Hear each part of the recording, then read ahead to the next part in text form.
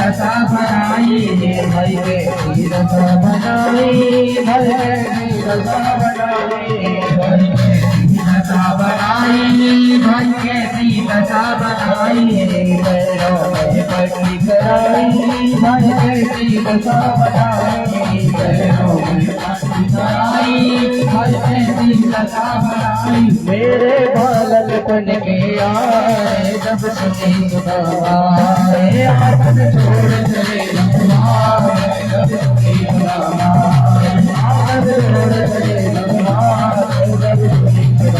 सुनाए आखिर छोड़ चले जब सुनी सुनाए जब सुनी सुनाए जब सुनी सुनाए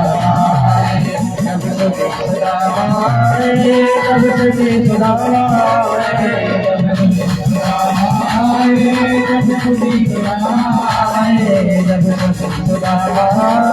जब सुनी सुनाए जब सुनी सुनाए आखिर छोड़ चले जब सुनी सुनाए आखिर छोड़ चले आखिर छोड़ चले जब सुनी सुनाए आखिर छोड़ छोड़ चले भगवान जब आखिर छोड़ चले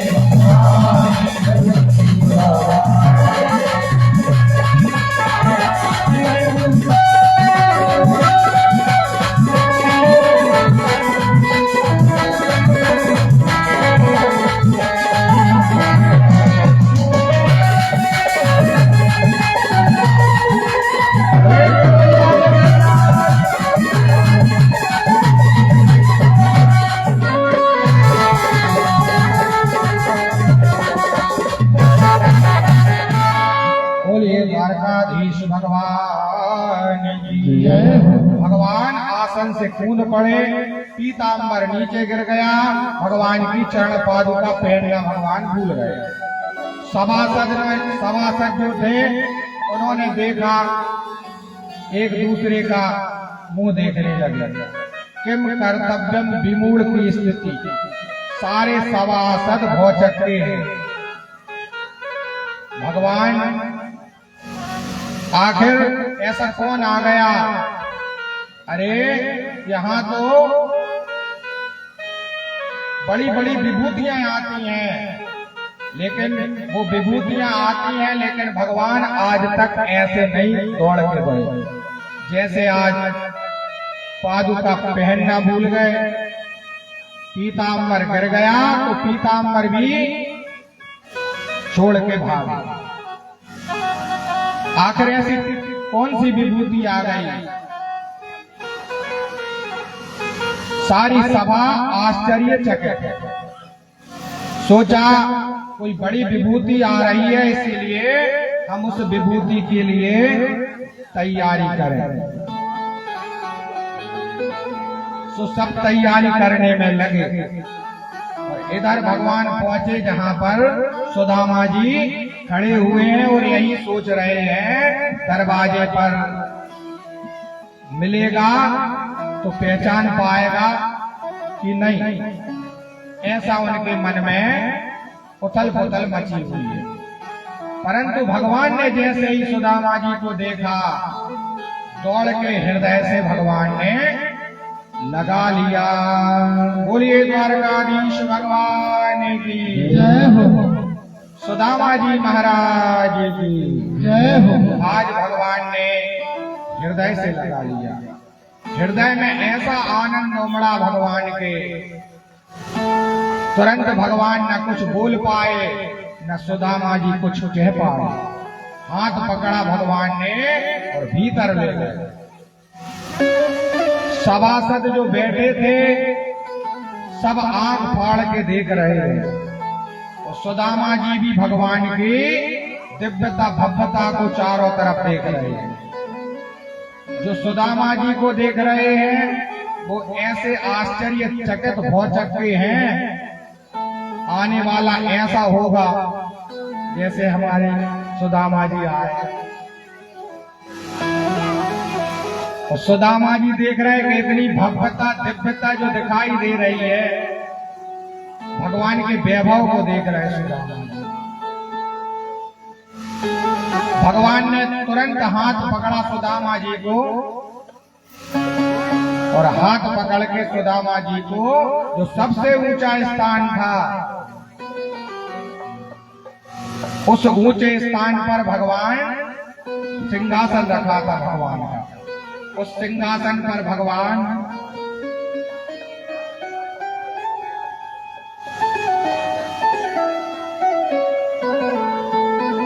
ने ऊंचे सिंहासन पर सुदामा जी को बैठा दिया। सुदामा जी बार बार भगवान से कहते हैं, मना करते हैं, लेकिन फिर भी सुदामा जी को भगवान ने बरबस बैठा दिया।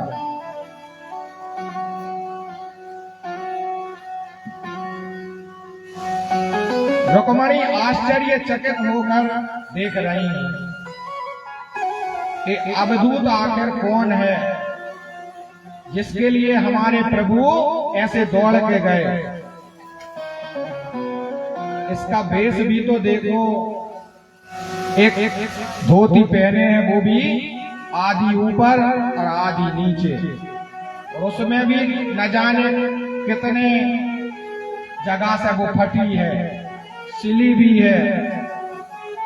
ऐसी स्थिति है इस अवधूत की। अरे जिन प्रभु को पाने के लिए, पद नख चंद्रिका को पाने के लिए ऋषि तपस्वी तपस्या करते हैं और भगवान के जिनको दर्शन प्राप्त नहीं होते, आज लेकिन इस अवधूत के भाग्य देखो आप कि जिसको भगवान लेने के लिए स्वयं दौड़े, और उसको पर पगड़ी है, जिसके पैरों में उपाने नहीं है। रुक्मिणी कुछ कह पाती इससे पहले भगवान ने कहा, रुक्मिणी पानी लाओ। सभा में कितने सभासद बैठे हैं, भगवान की नजरों को देखते कि भगवान कब हमको इशारा करें और कब हम भगवान के लिए सेवा के लिए प्रस्तुत हो जाएं। लेकिन रुक्मिणी चलती दासियों को न कहकर भगवान ने आज हमको, फिर कौन है ऐसा। रुक्मिणी पानी लेने के लिए भीतर गई, इतने में भगवान ने सुदामा जी के चरणों के नीचे बैठ गए। अपना पीताम्बर भगवान ने उतारा और उतार के सुदामा जी के चरणों को साफ करने लगे। साफ करते करते धूल इतनी लगी हुई है, धूल साफ की, नीचे पैरों के हाथ दिए भगवान ने अपने करकमल सुदामा जी के पाद तल की ओर करकमल ले गए, तो इतने कंटक लगे हैं, इतने कांटे लगे हुए हैं, गड्ढे भी हो गए हैं। चल के आए हैं इतनी दूर से, फफोले आ गए हैं और उन फफोलों में भी छोटे छोटे कड़क भीतर है। भगवान ने जब अपने मित्र की यह दशा देखी, श्री कृष्ण गोविंद हरे मुरारी, हे नाथ नारायण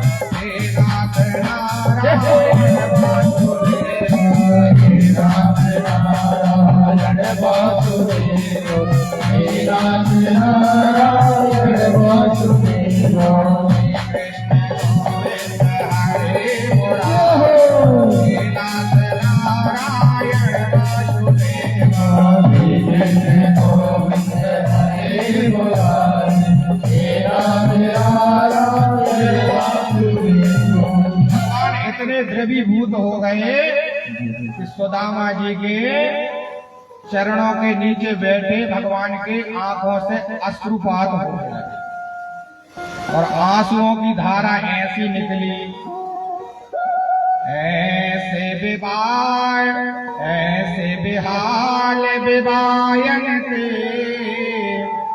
पग कंटक जाल गड़े पुनि जोए, आय महादुख पायो सखा तुम आए तेन दिन खोए, देख सुदामा की दीन दशा करुणा करके करुणा निधि होए, पानी की बूंद को हाथ छू नहीं, नैनन के जल से पग धो, अपने नैन नेत्र से ही रही है उस अश्रुधारा से भगवान ने तो चरणों को साफ कर दिया।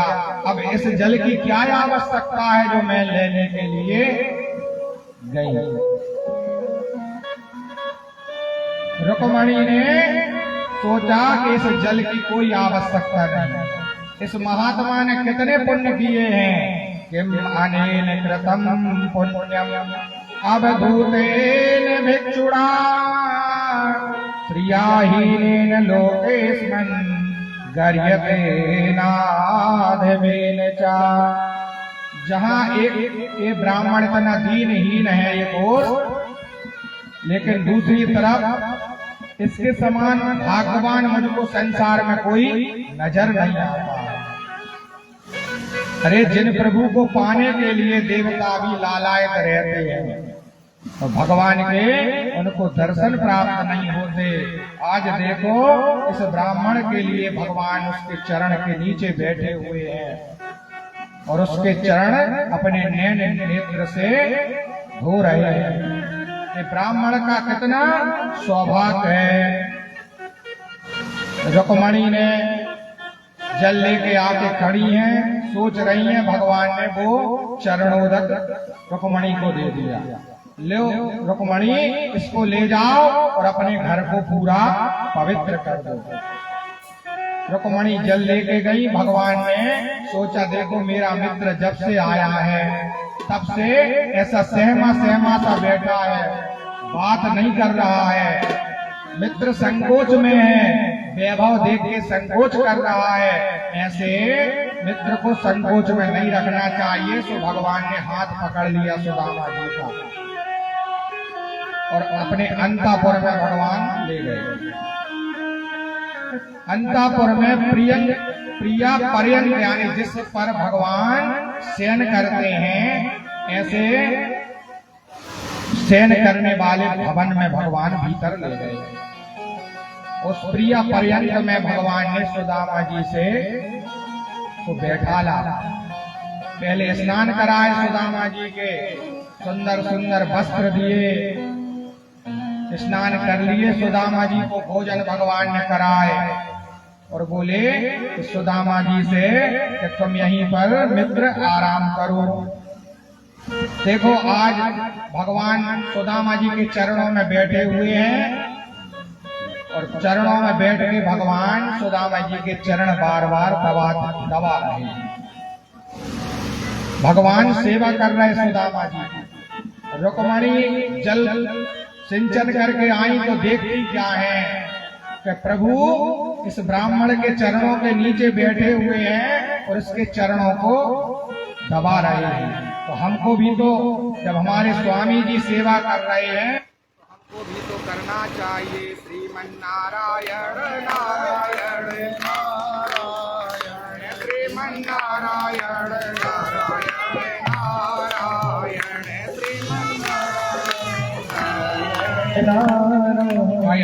श्रीमन्नारायण नारायण नारायण श्रीमन्नारायण नारायण नारायण श्रीमन्नारायण नारायण नारायण श्रीमन्नारायण नारायण नारायण श्रीमन्नारायण नारायण नारायण श्रीमन नारायण नारायण नारायण। तो भगवान को चरण दबाते रुक्मणी ने देखा तो पंखा ले लिया और पंखा जला के रुक्मणी सुदामा जी को हवा कर रही हैं।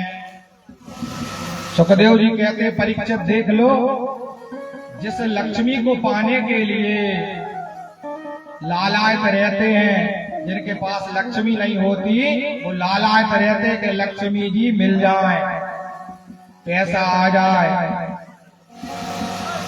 और जिसके पास लक्ष्मी जी चली जाए तो वो निहाल हो जाए। तो लक्ष्मी को पाना तो सब चाहते हैं।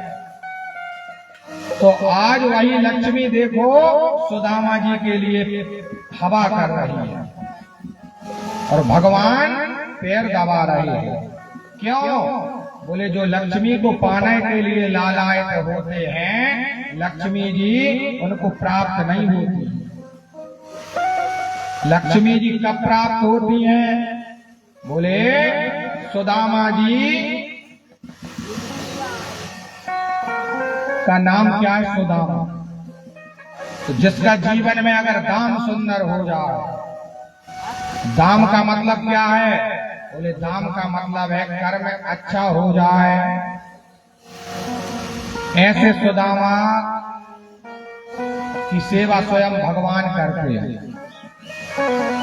सिमट सिमट चले भरही तलावा, सिमट सिमट चले भरही तलावा, सिमट सिमट जले भरही तलावा, सिमट सिमट जले भरही तलावा।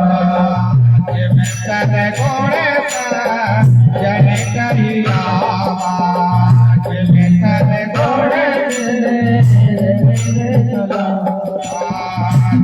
सद घोड़े जन करी आवा, सद घोड़े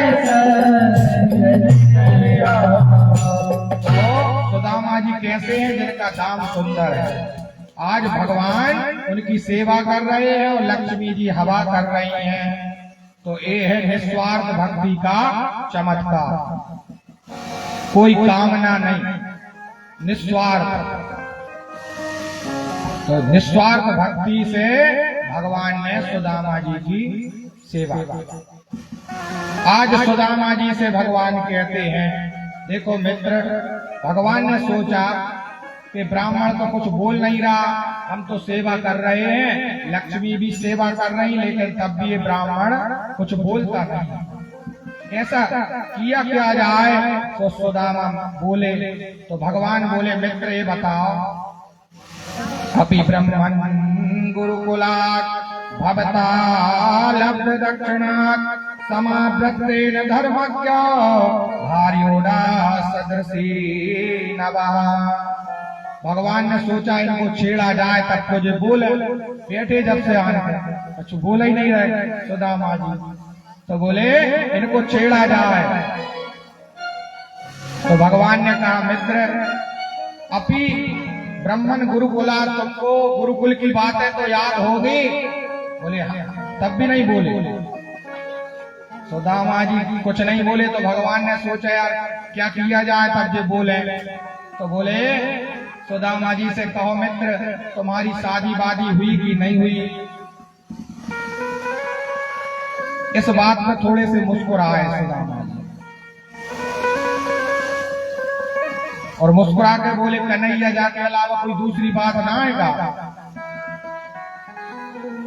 भगवान कहते हम इसलिए पूछ रहे हैं शादी की, तुम बाबा बैरागियों के साथ में रहते थे जब पढ़ते थे, तो हमने सोचा कहीं बाबा बैरागी तो नहीं बन गए। नहीं कन्हैया, तुम्हारी भाभी को नाम है सुशीला, जैसो नाम है बाबो वैसे ही बाबो काम है। कन्हैया बोले, तेने शादी कर ली और वो को नहीं बुलाओ? अरे कन्हैया भैया, जैसे तैसे तो तेरे यहाँ आए, और अगर हम बुला लेते तो आ जा। तो कन्हैया बोले, बुला के तो देखते। अच्छा ये बताओ, हमारी भाभी से कछु चर्चा होती होगी? सुदामा जी कहते हैं, कन्हैया सच्ची बताऊं, तेरी भाभी ने ही तेरे पास भेजो है। अच्छा भाभी जी ने भेजो है? बोले हाँ। तो भाभी जी ने जब भेजो है तो कछु न कछु भेंट भी तो भेजी होगी।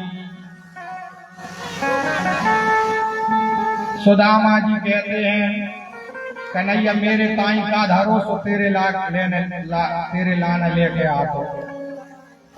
भगवान के वैभव को देखकर सुदामा जी संकोच में हैं कि इतना बड़ो राजाधिराज महाराज जाको मैं 4 घर के चावल लेके आऊं और जाको मैं देऊं तो जो का सोचेगा।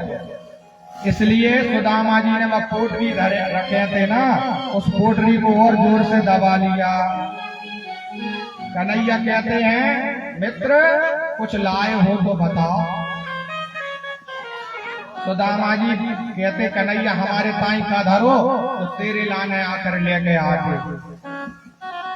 तो भगवान बोले कि तुम जा बताओ, जब कछु लेके नहीं आए तो इतनी देर से जो हाथ पाए दबाए रखो है।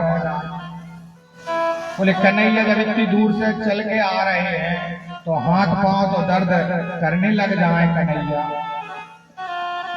कन्हैया कहते हैं, तो मित्र हम तो उल्टो कर रहे थे। बोले हम तो तुम्हारे पैर दबा रहे थे, अब तुम्हारे हाथ ही में दर्द है तो हम हाथ ही दबा देते तुम्हारा। सुदामा जी कहते हैं, भैया छोटो मोटो दर्द है, अपने आप ठीक है जाएगो। कन्हैया कहते नहीं, अब तो हम दर्द दूर करके ही रहेंगे।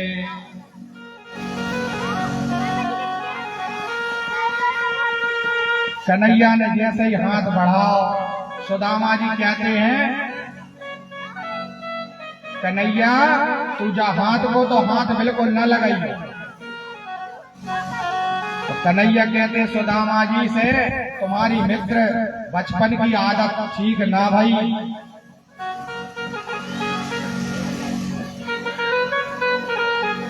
तुम्हें बचपन की तो बात याद है ना? सुदामा जी कहते हमें सब कुछ याद है। कन्हैया बता। तो बदन की बात याद है जब हम जंगल गए थे समिधा बीनने के लिए? हाँ कन्हैया, बदन की तो अब असली बात याद है। देख कन्हैया, बदन कितनो पानी गिरो तो दे पानी लगे पानी। उस दिन हम वृक्ष के ऊपर बैठ के हमने सारी रात काटी। कन्हैया बोले, तो जब इतनी बात तुम्हें याद है तो इतनी बात और याद होगी कि बादल तुम्हारे ठंड के मारे दांत कैसे कटकटा रहे थे।